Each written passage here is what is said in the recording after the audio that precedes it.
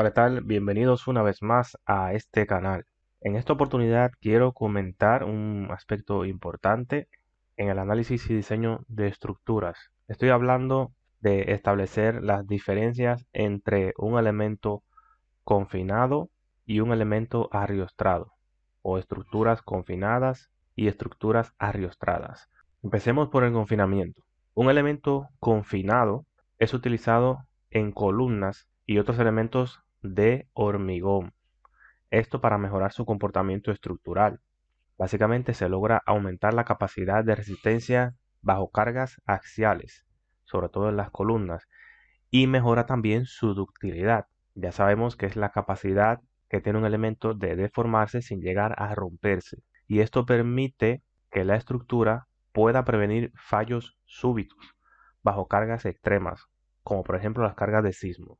¿Qué estructura componen lo que es un confinamiento? Básicamente tenemos, por ejemplo, una columna. Esta columna de concreto es el elemento principal, obviamente, que va a soportar las cargas axiales. Luego tenemos los estribos que están dispuestos por barras de acero en formas de anillo o espirales alrededor de las barras longitudinales de la columna. Estos son los elementos que confinan el concreto dentro del núcleo del concreto y esto hace que mejore la capacidad de carga, aumenta la resistencia del concreto confinado en comparación con un concreto que no esté confinado. Entonces ahí está claro qué es un elemento confinado. Además de aumentar la capacidad de carga, también aumenta o mejora su ductilidad, permitiendo que el concreto pueda llegar a tener ciertas deformaciones antes de colapsar o fallar. Ahora vamos a pasar a definir lo que es arriostramiento.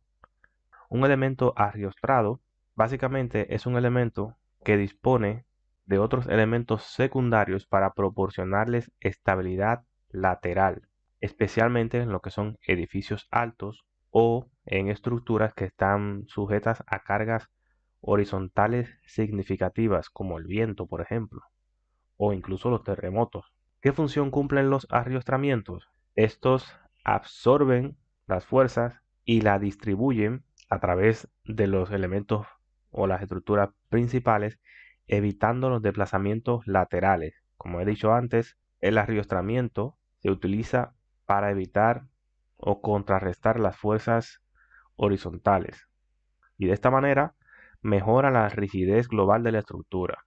¿Dónde se suelen utilizar los arriostramientos? A diferencia de lo que es un confinamiento, el arriostramiento como tal se emplea en estructuras o marcos de acero. Estos marcos de acero soportan cargas verticales como la estructura principal y luego disponen de elementos en diagonal. Ya pueden ser barras o perfiles de acero dispuestos en forma de X, en forma de V o simplemente con una diagonal.